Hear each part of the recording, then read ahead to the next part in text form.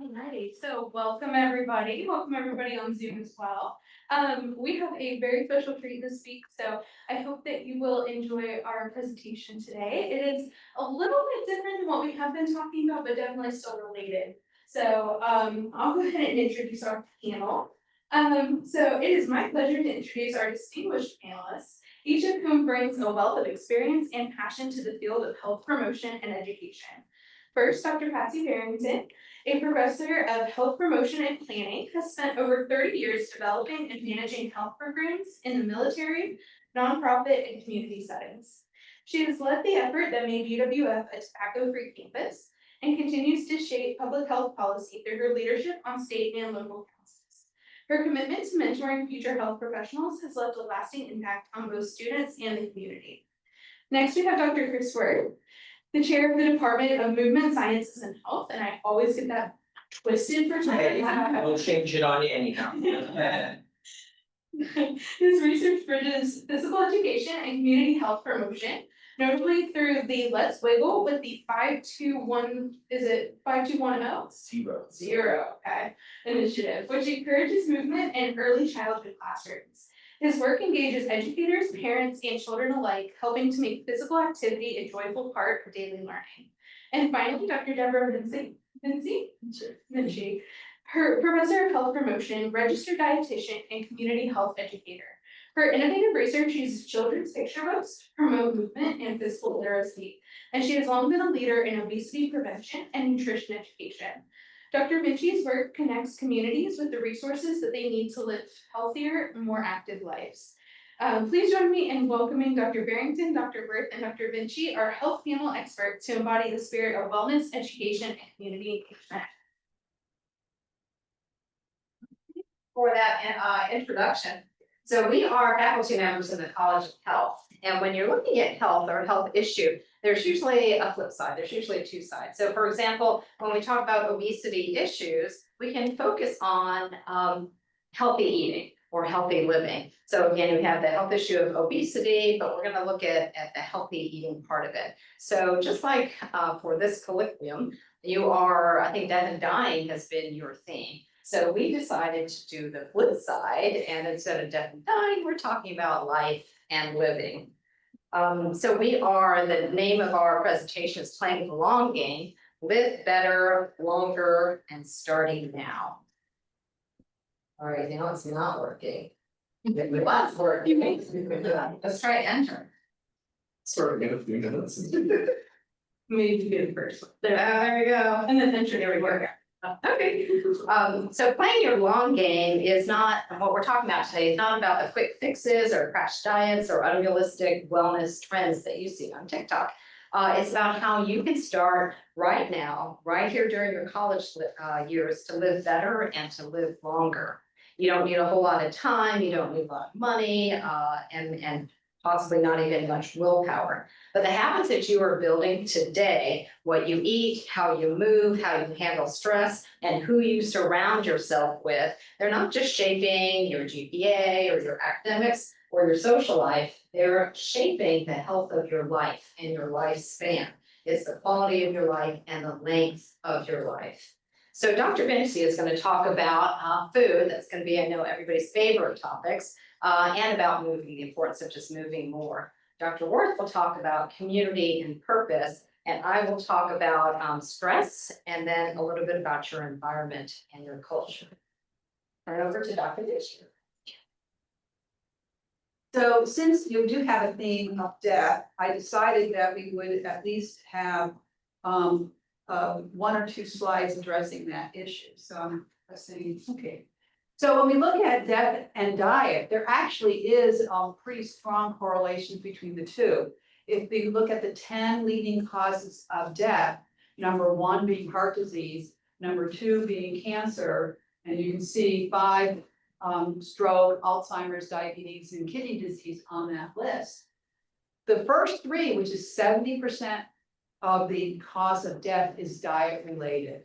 Now, some of these are also diet and tobacco related too, but you can see that diet plays a fairly large role in looking at deaths, morbidity and mortality here even in Escambia County. I was curious, I was working on a grant application and I was kind of curious, went into our data that we have on Escambia County and was looking at, you know, who was dying of heart disease. And it was interesting to see this cohort in their 30s and 40s dying of heart disease here in Escambia County. So that is a concern when we're looking at diet and diet.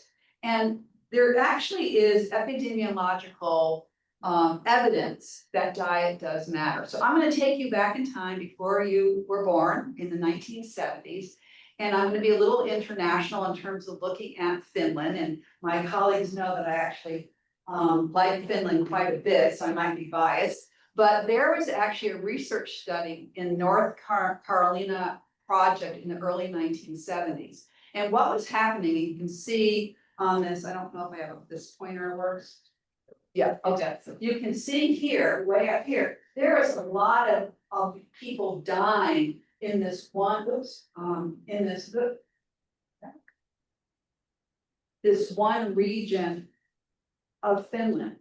And they were trying to figure out, okay, why is this happening? So they decided, they looked at the epidemiological evidence, found that these people were diets high in saturated fats, low in physical activity, high in sodium, and they also were tobacco, high smokers. So they decided that they were going to do this regional intervention, which back in the 70s, we didn't know about social marketing and we didn't have TikTok and we didn't have, you know, Facebook and all that, but they did the non-tech version of that. They actually went out to schools and churches and businesses and had flyers and really talked about, okay, how can you take your diet, have less saturated fats, get more physically active, decrease the sodium, stop smoking. They had classes and they had in churches and businesses, and it was a big push. And you can see in this slide that that by this intervention, the mortality and morbidity rates came down significantly. And what they did is that it was working so well that they actually imposed this big campaign on everybody in Finland. And if you go to Finland today, they still have their diet there today. You can walk into a grocery store and there's fresh fruits and vegetables and there's salmon, all sorts of fishes, and there is a real focus on eating a wide variety of nutrient dense foods. But this particular study in the 70s did set the stage for more epidemiological research being done. And I'm not going to go over every one of these, but I wanted to kind of give you a feeling that we've been looking at population-based interventions around diet since the 1970s. Primarily the research started in the 80s and then the publications came out in the 90s. So we have the DASH diet, which promotes fruits and vegetables and low dairy fat, and that was really a diet that's high in potassium, and they found with that diet that it really helped in decreasing hypertension. There was been a nurses study and a health professional study from Harvard. And again, they looked at the diet of doctors and nurses since the 1990s and looking at the risk of early death, and found out that those individuals that had better dietary patterns had decreased risks of death. What's very interesting about that study, the nurses' health study, my mom was one of the nurses on the nurses' health study, and she lived until 97. So now, if you love Netflix and you want to see a really cool docuseries, Identical Twin Studies. Has everybody seen that on Netflix?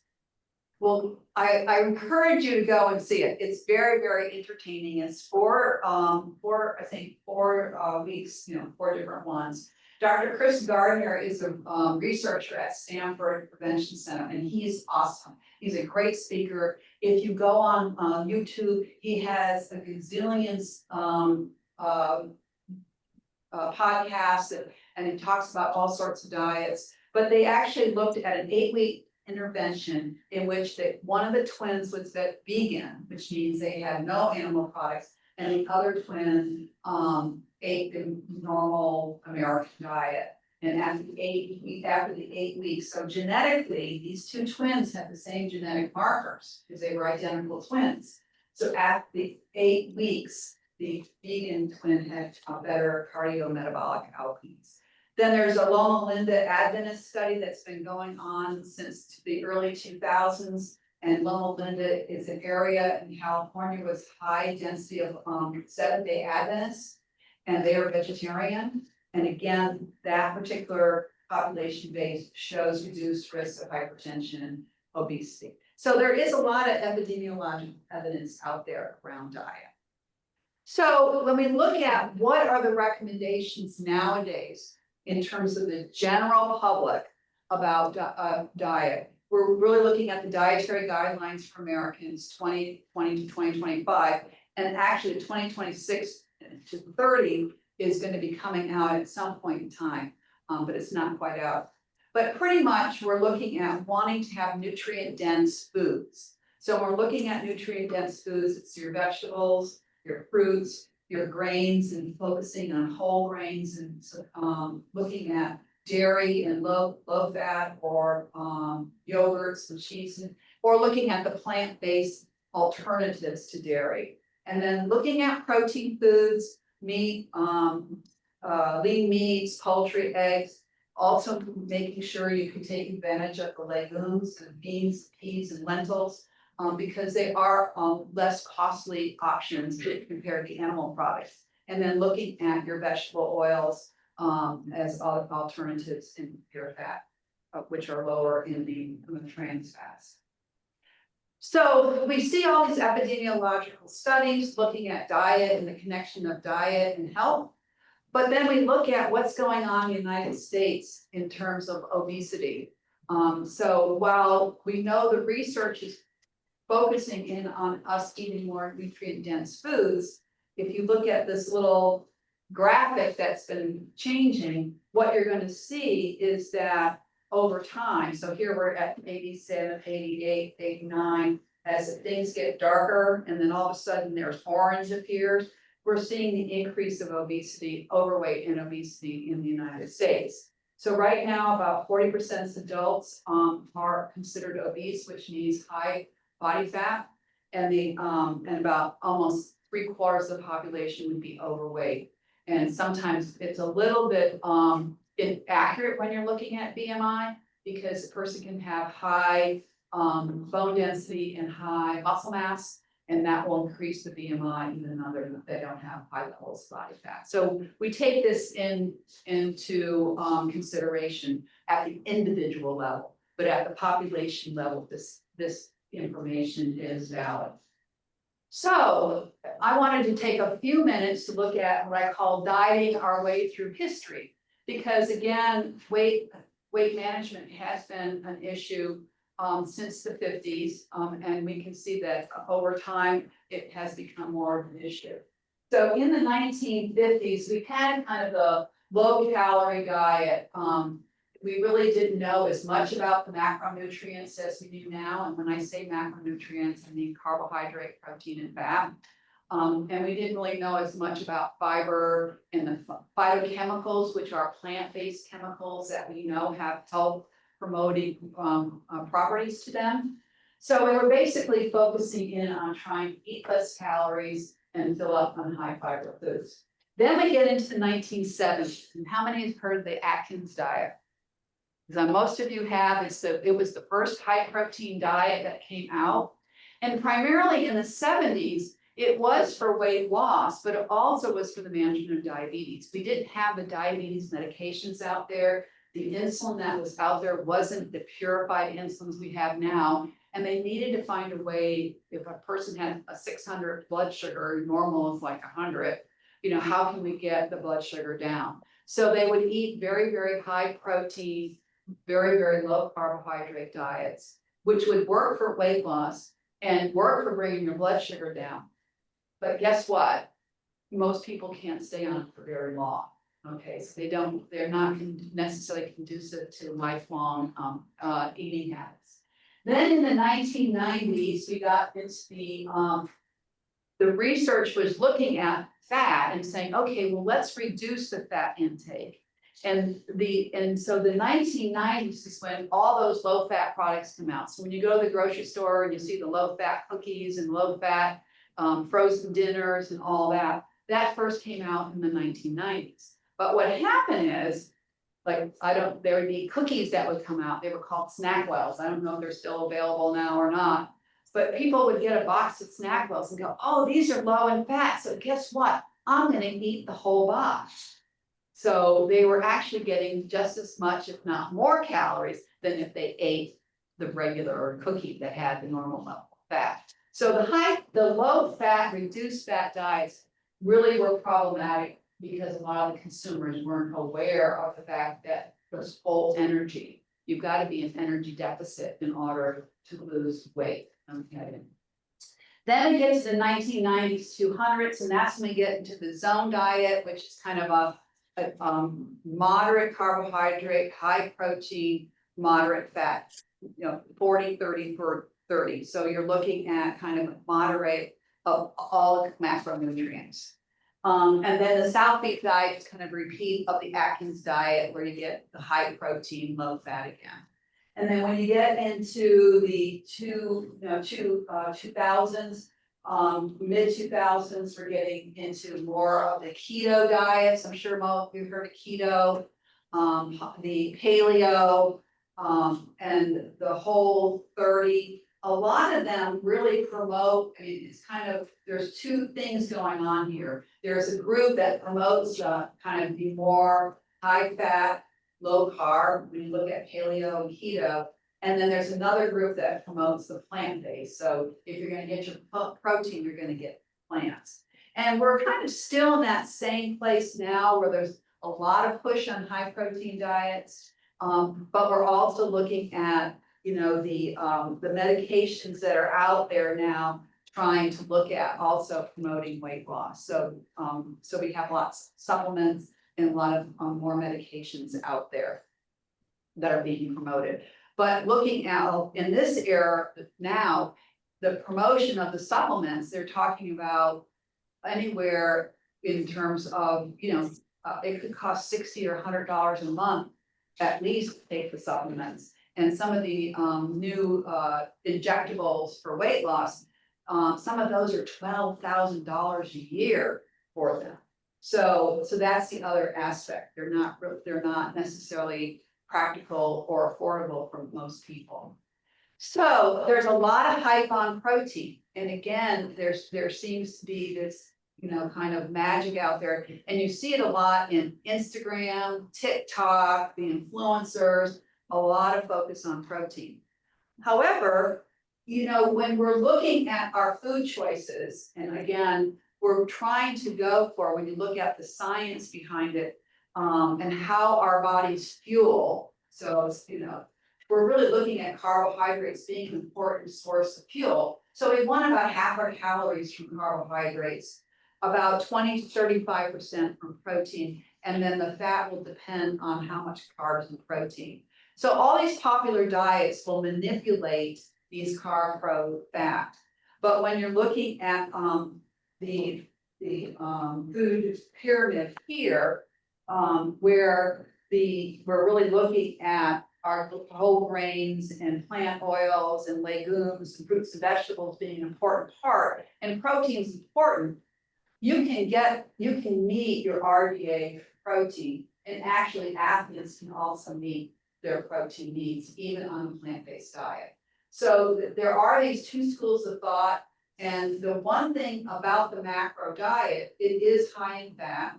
You can see, back here, where it's almost 70%, plus of fat. So you're going to get, and if you're eating animal fat, you're getting more saturated fat. And the research shows that saturated fat can be a risk factor for a lot of our chronic diseases. Okay, so when I say to people, and I think a lot of college students will say, well, if I eat healthy and I try to go and eat more fruits and vegetables, it's really expensive. And I got this quote from a bodybuilder and read it saying, when I'm cutting nothing but fresh vegetables, chicken, flank steak, sweet potatoes, and some food, my grocery bill goes down. Okay, and I don't eat trash on bulk and my bills are cheaper. So I actually went grocery shopping for them. And I bought a bag of potato chips. Okay, so this bag of potato chips costs $5.44. Okay, but guess what? This bag of apples was $3.77.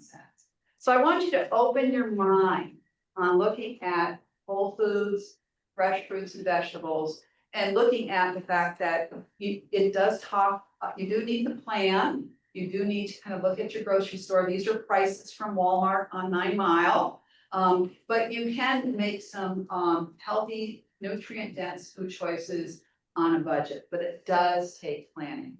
But one of the interesting things here, when I was doing this, if you look at the carrots, sweet potatoes, apples and oranges and milk, all that adds up to not quite $20. If you look at the protein, you know, 11 ounce protein drink, one bag, 12-ounce bag of chips, and one fast food meal, that adds up to $20.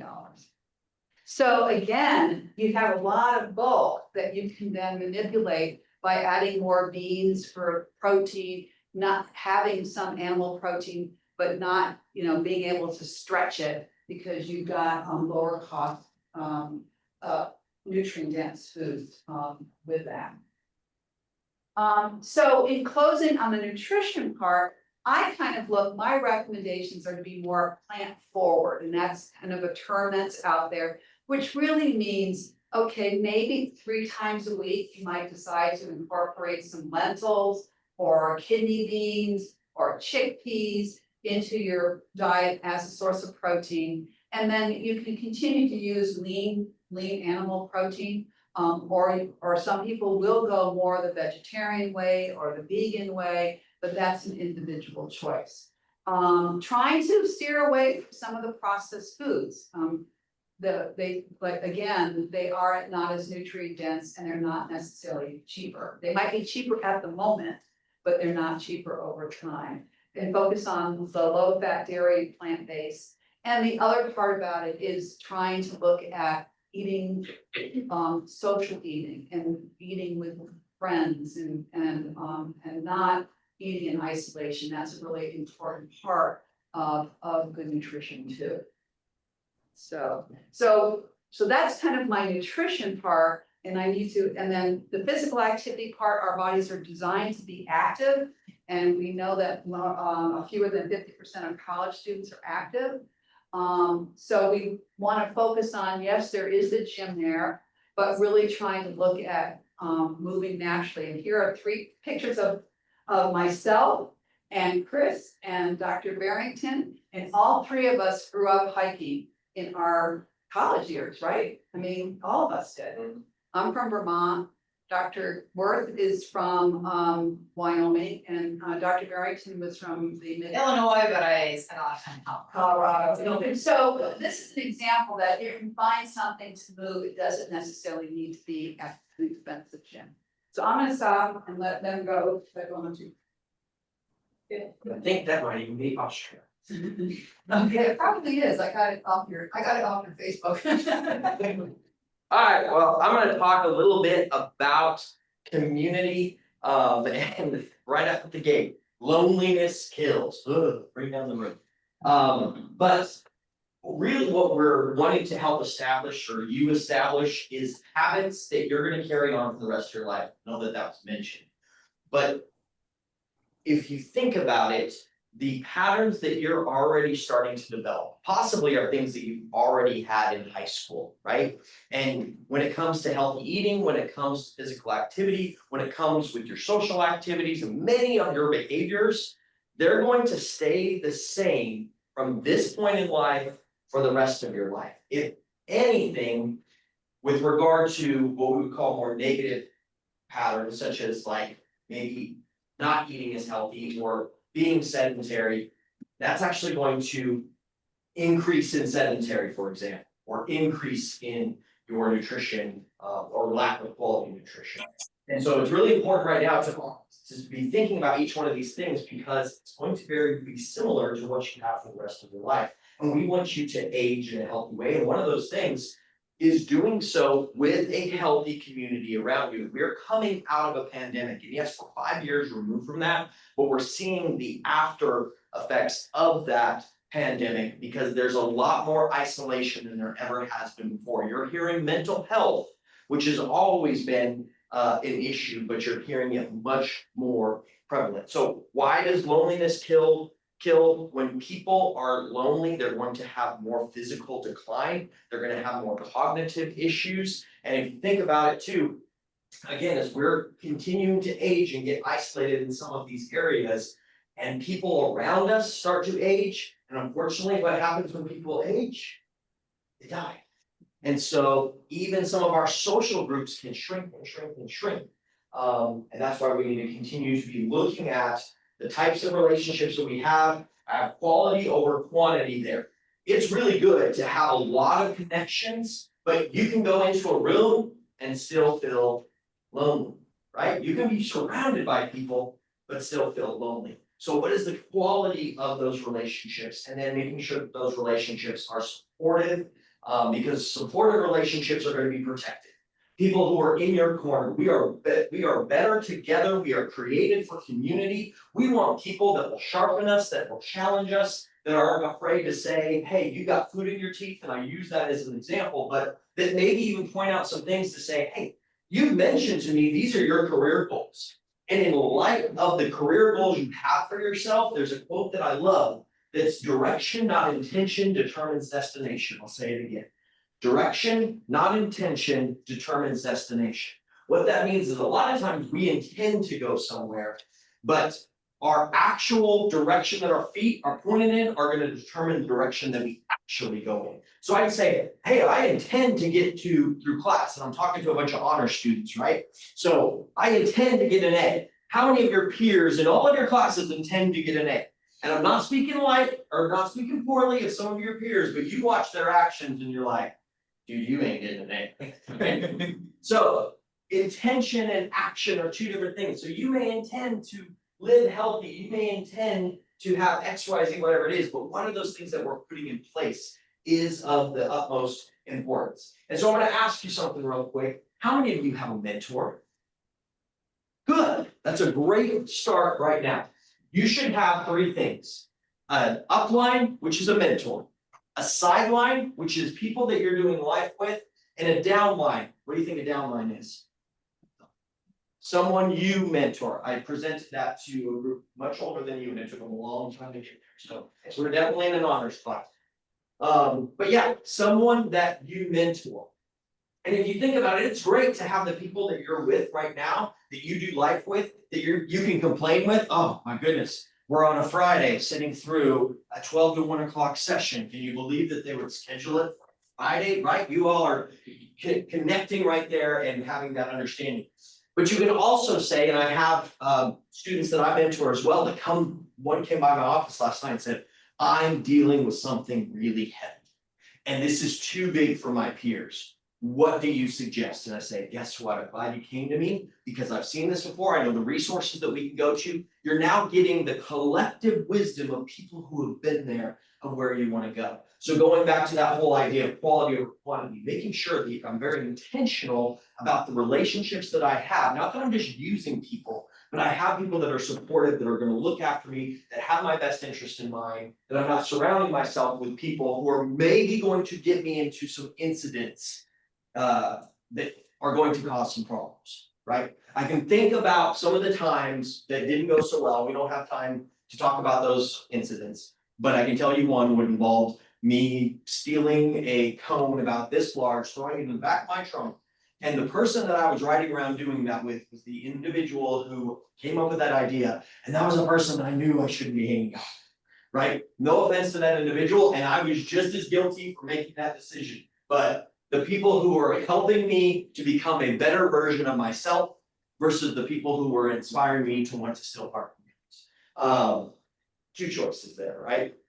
So loneliness in America, this study at the Harvard Graduate School really, the crux of it is 1 in 5 people, 20% of the population reports being lonely. That means several people in this room feel lonely statistically. If you look at the different age groups, those who were 34 to 44 were more likely to report being either frequent or always lonely. 18 to 29, your age group was around 1 in every 4 people reporting loneliness. Why? What are some of the reasons that they perceived that people were lonely? This is what they came up with. No surprise, technology, right? We can be in a room, we can be engaged at a dinner. How many times you're at lunch with people and everyone's right here? We're not enjoying the company of the people that we're with. I'm not gonna go through all of these, but lacking quality time with family, working too much. We do a really bad job in the United States of working. I'm seeing some head shake, right? You know anybody that lives in some other countries? It's crazy. They were like, hey, I'm taking 6 weeks off and I'm gonna travel all over these different places. Like, how do you do this? Our system wouldn't allow for that. I get 2 weeks of vacation every year, right? How are you building up 6 weeks to do that? It's just because we, we live to work and they work to live, right? Or we got that reversed. Yeah. So what are we working for? And we're gonna find ourselves, if we're not careful, retired and basically then just dying because we haven't taken care of ourselves over that whole time span. And I think mental health, obviously being impacted there, is impacting our relationships, the quality again of the relationships that we're having.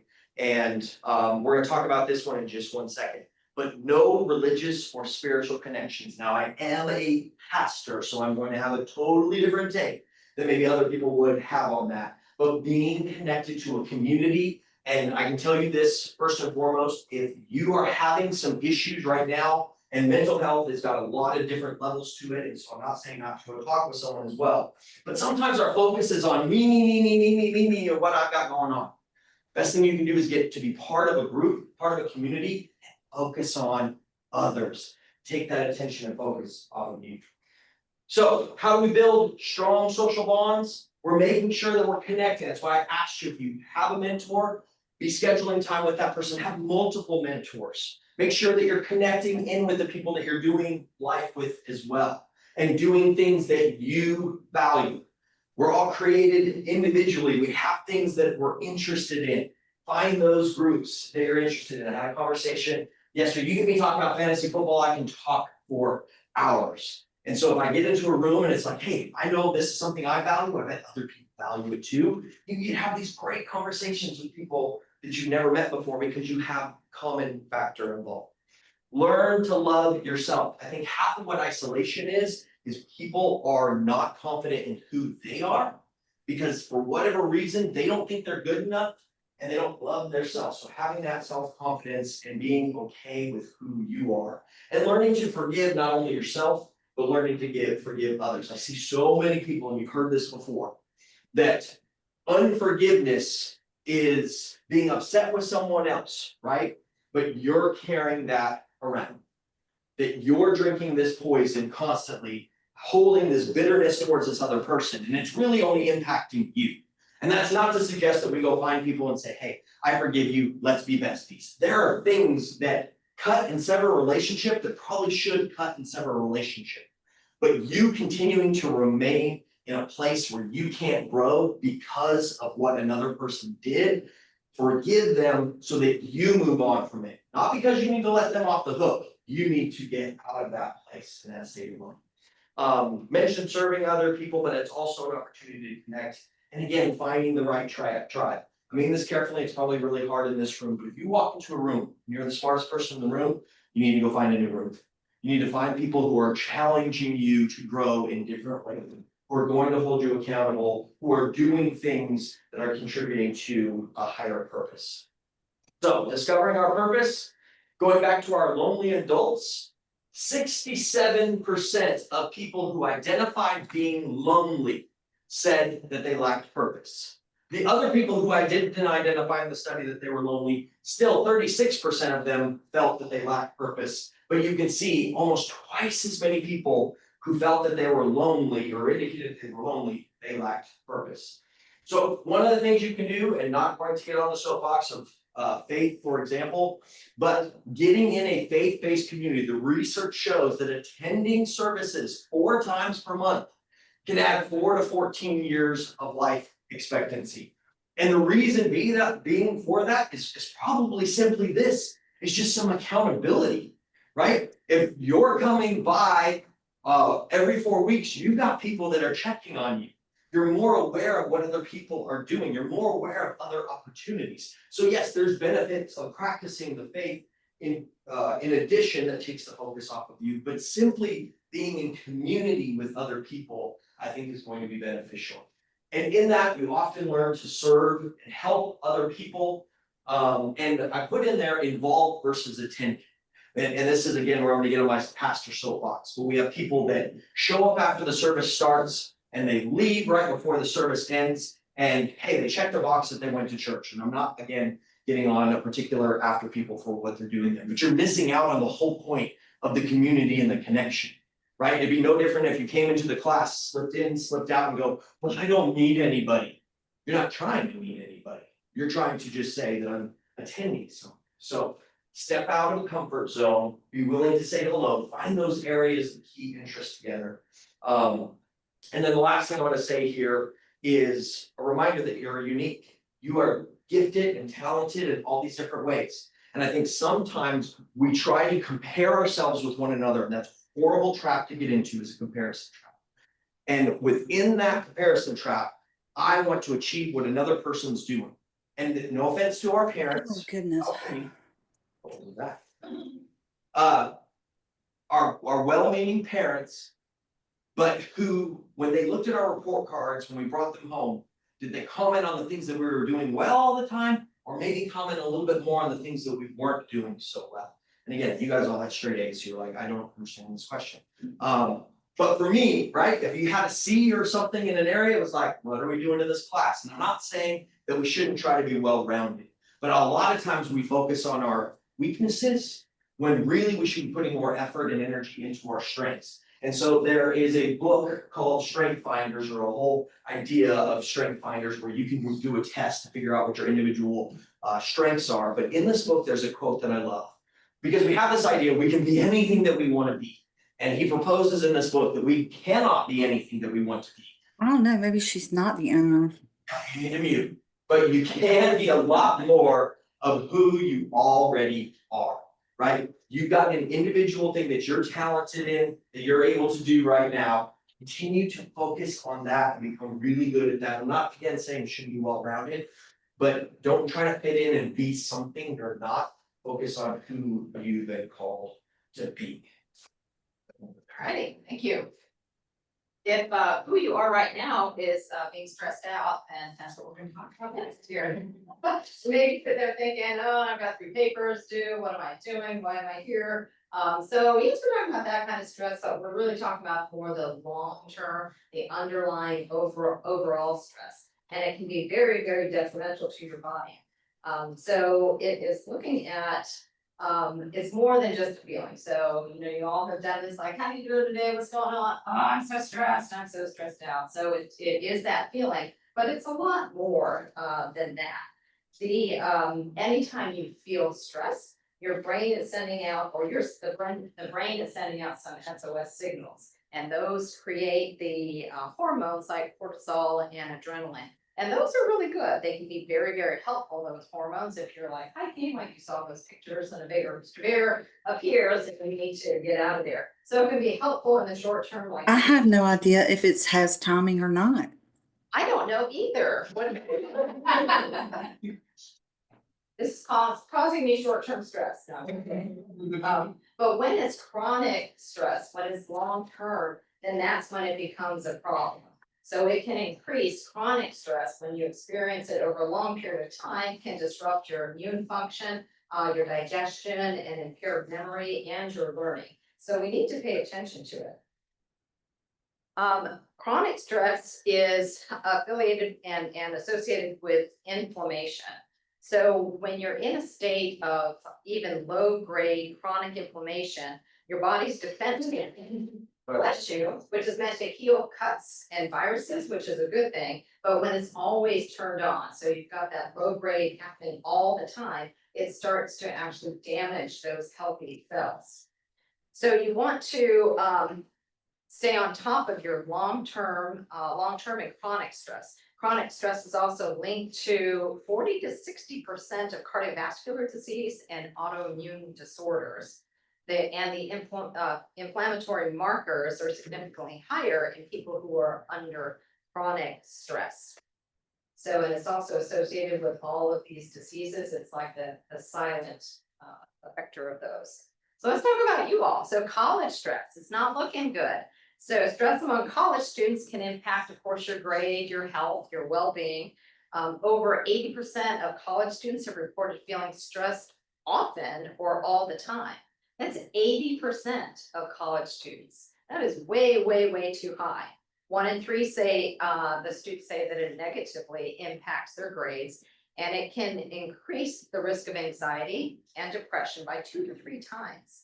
But there is good news. So you can get a handle on it. You are not powerless. You can train your body to deal with all of the stress, and that's what we're going to talk about now. Here are some of the things that we can do. Again, if we're starting now, do small things that you can implement immediately. One is just breathe. Breathing, be mindful. Daily meditation can reduce cortisol by 15 to 25% and lower your anxiety symptoms up to 60%. So that's just daily meditation. College students who sleep 7 to 8 hours per night report higher GPAs than those who sleep less than 6 hours. 90% of students who don't eat enough fruits or don't eat enough fruits and vegetables, according to the CDC. And exercising, people who exercise regularly have lower levels of anxiety and depression, even up to 30 to 50%. And we talked about loneliness, so connection in real life. Loneliness can increase the risk of premature death by 26%, which is comparable to smoking 15 cigarettes a day. That's not good. And students who view stress as a challenge. So that's reframing the stress. So if you view it differently, as a challenge, not as a threat, perform 23% better on tests and then report lower anxiety. So let's go into detail, a little bit of detail about each one of those. So the first one is just be mindful and breathe. So breath work, it's easy, it's free, you can do it wherever you're at, in class, in traffic, anything. In fact, we can do it right now. So everybody kind of sit up in a comfortable position, but take a great big deep breath in. And breathe out slowly. And that felt so good. Let's do it again. Take a deep breath in. And breathe out. Tell me how you feel. Pretty good. So there are different varieties of breath work. You could do the box breathing, where you breathe in for about 4 counts, you hold it, 4 counts, you breathe out, and then you hold it. So you do it. But the main point is just breathe. Just stop yourself and then take a couple deep breaths. Journaling, you don't have to write a book, you don't have to write a tome, you don't have to get a hardback, anything.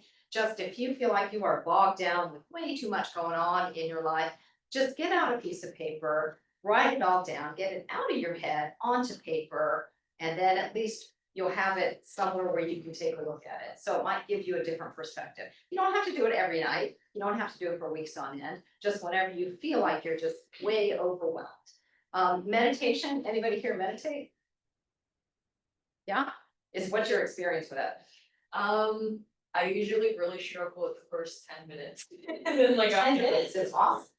Yeah, how do you struggle? What is it that is? Well, the way that I meditate is typically to just not make me feel like I'm in my body, like it's more so just focus on the external environment and participate. And so my brain talks a lot, ADHD, and so it just takes a minute for it to for me to kind of like separate myself from my voice. Absolutely. Yeah, so 10 minutes is amazing. I mean, to be able to achieve that. So even if you try it for a minute, there's a book called The Drunken Monkeys. So it's all the chatter that you hear that starts infiltrating your mind. So we're just gonna try for like 10 seconds. So again, sit comfortably, close your eyes, take a deep breath in. And breathe out. And now just try to clear your mind. Any thoughts that come in, just let them float in and float out.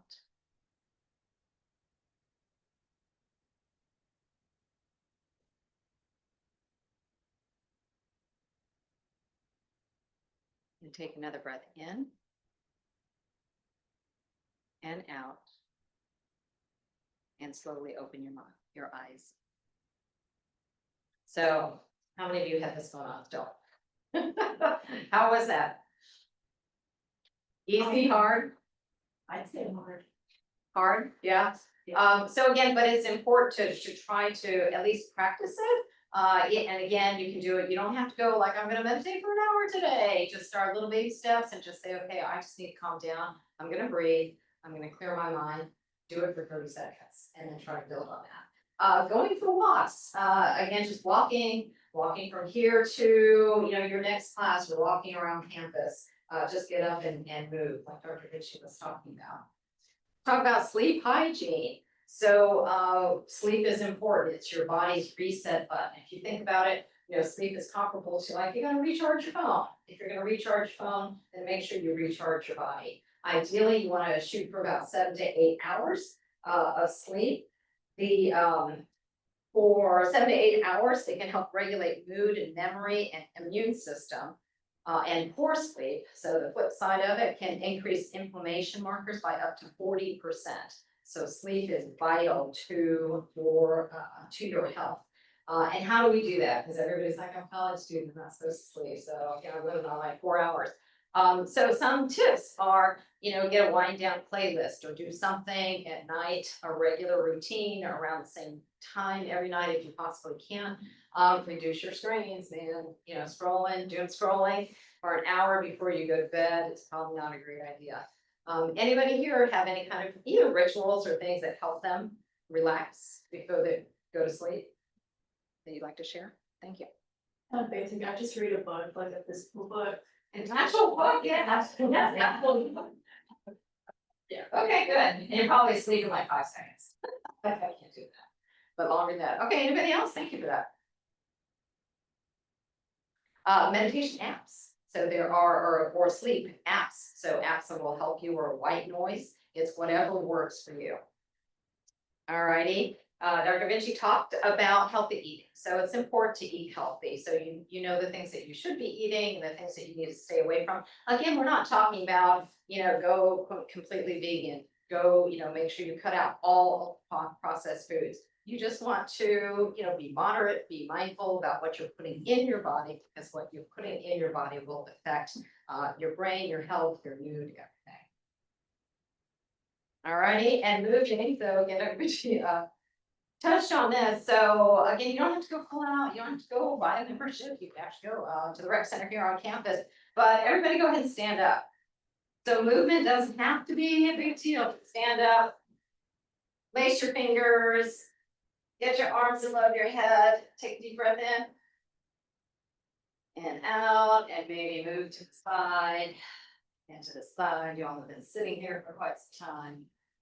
Alrighty, and then back down. Do a little dance if you want. And go ahead and sit down. That's all it takes. Just get up and move. How do you all feel now? So you've breathed, you've meditated, you've moved. So again, just get your body in motion. Alrighty, and Dr. Wirth talked about the importance of connection, so connecting with your community. And again, this doesn't mean you have to go and go out to clubbing or go join big groups or anything. Just something little. So let's try this. Turn to the person around you. Give them a fist pump. Boom. Give them a high five. Do you do that anymore? So it's a connection. I mean, that's a connection. Like, oh, now there's somebody next to me. So again, you don't have to go all out, just small connections. Talk to a friend. Doesn't have to be 10. Talk to one. Doesn't have to be 4, 3 hours. It could be 10 minutes. But start making those connections. Alrighty, and reframing stress. This is the big one. So stress is going to happen. It will be in your life no matter what. but how you interpret it, your perception of your stress is really, really important. So an example here is if you think to yourself, oh my gosh, I'm so overwhelmed, I've got so many things to do. Yes, you do feel bad, so you want to acknowledge it, but if you reframe it, saying, you know what, yes, there's a lot to do, I'm gonna write it all down, and I've got this, I'm just gonna take it in small steps. So things that just is that negative self-talk, replace it with the flip side or the positive self-talk. It feels a little weird at first, you know, when if you self-talk out loud or in your head out loud, you know, you might have people looking at you funny, but it works. It can help train your mind to think positively about situations. Alrighty, so again, just as an overview, meditation, breathe, take time out, make sure you work on your sleep hygiene, just move in little ways. And you don't have to run a marathon, just get your body moving. And then make a connection, even if it is just a fist bump. Alrighty, we're gonna move now to built environments, which is a little bit different. So we're gonna talk about how your environment, it's not like a hug tree necessarily, but it's what's in your surrounding. So when we think about health, we think of, and what we just talked about, health is personal and it's mine and it's my actions and it's behaviors. It's about what we do. But where we live, where we learn, where we worship, where we move, where we relax, all affects our health. So think about this campus, think about Pensacola, think about if you live in the residence halls, your room, think about all of that and how it can impact your health.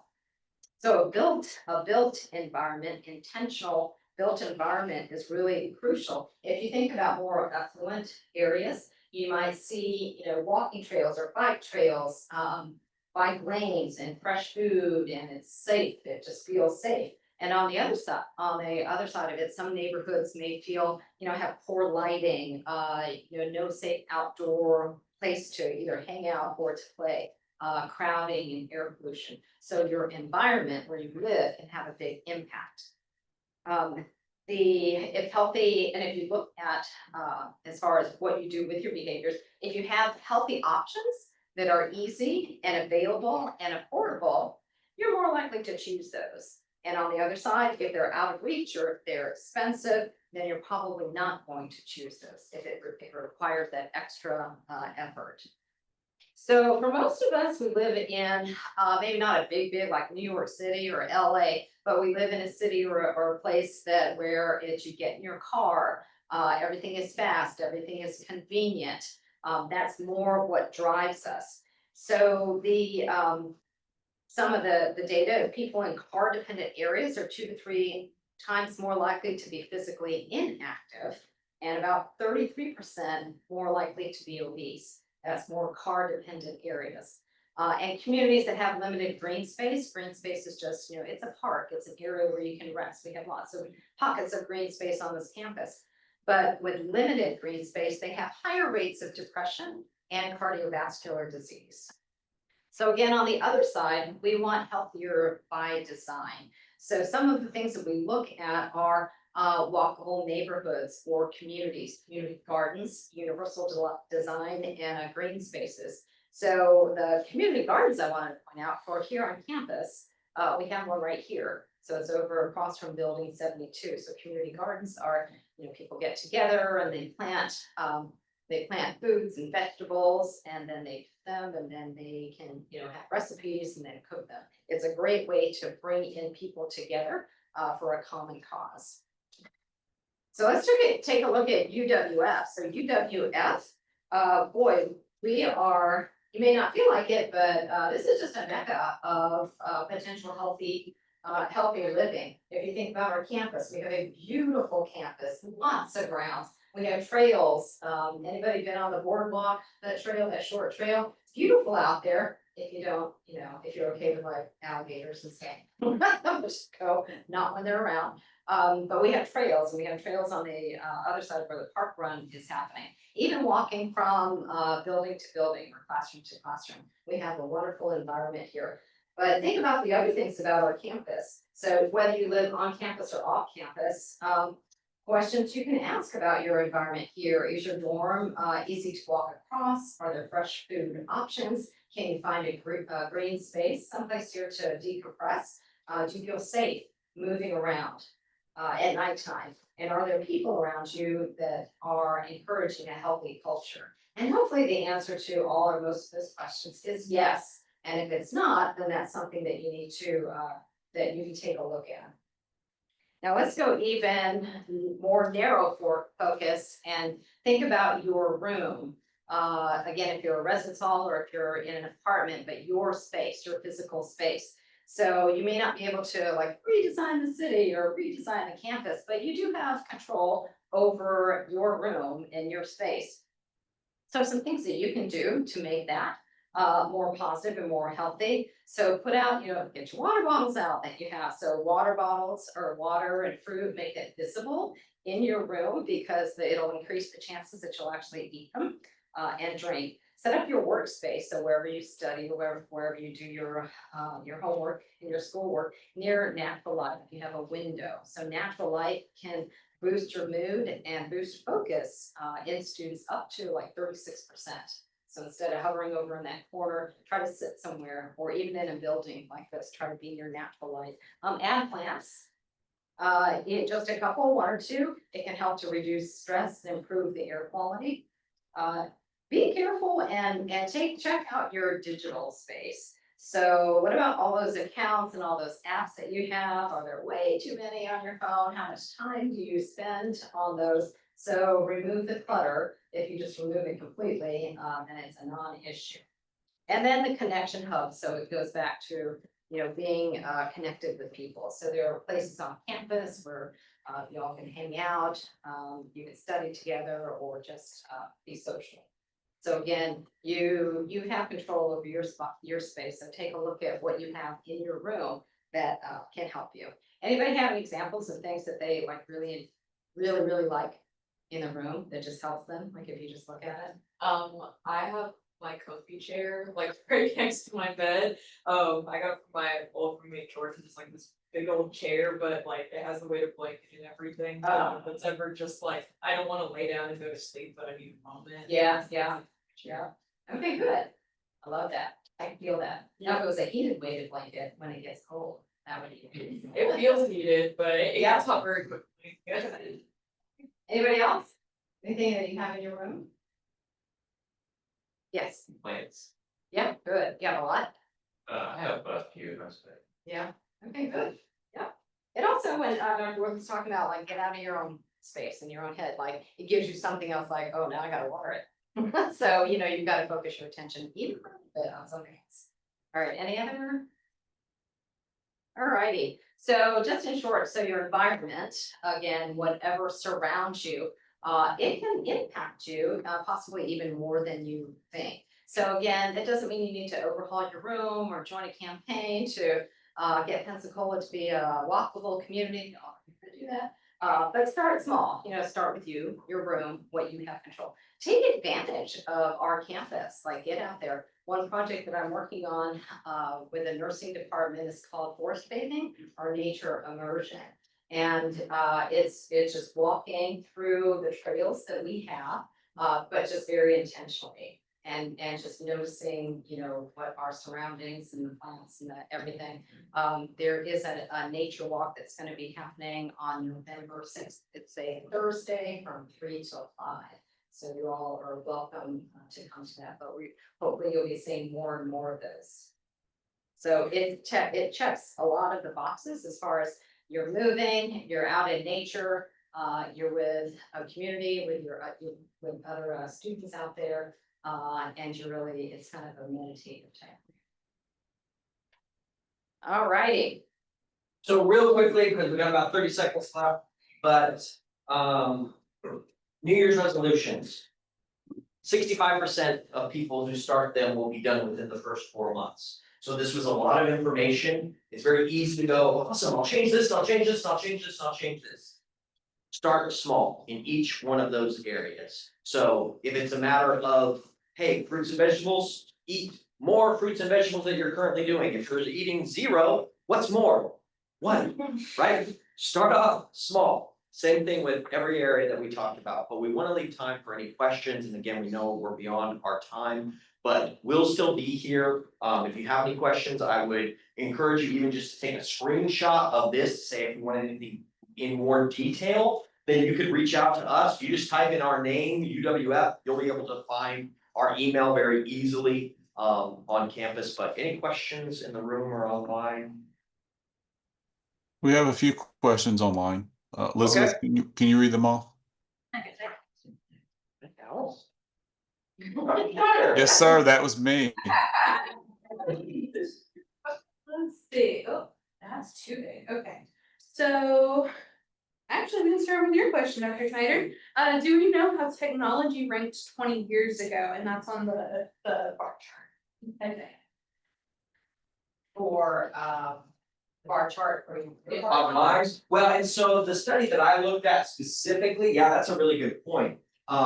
What I looked at specifically was just what they perceived to be the contributor. It wasn't necessarily 100% the contributor, but I'm betting that 20 years ago, yeah, technology, I mean, maybe people could have still put other sources of technology such as video games or things of that nature, but we just didn't have the same pull from social environments that we did, or even, no offense to people taking classes online, there's reasons for it, but it inherently takes you away from other groups. So I don't have that data, but that's a very good point. Thanks, Chris. Yeah, absolutely. I'm Dr. Wirth. Dr. Schneider. And I'll just do one more and then we can close out for the day. Do you believe that student stress has increased as time has gone on because we are now a more electronically and materialistic focused society? Yes, yes. Yes. And I can actually comment on that because I am the elder in the room. When I was in college in the 70s, you know, we didn't have cell phones, we didn't have the electronics you have. And so you were more social, you had more connections because you weren't kind of isolated with this technology. I can see a big difference. Well, please join me in giving another round of applause to our amazing panel.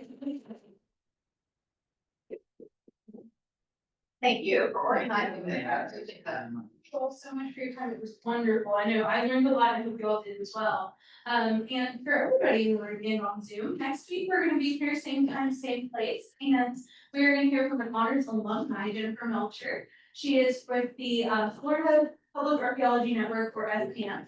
And we're going to learn about how to read historic cemeteries. So I hope you guys will come back and enjoy that with us. Very Halloween. Have a good week, everybody. Thank you all. If anybody wants to eat apple, I'm here for an Thanks, y'all. Have a good weekend. Thank you.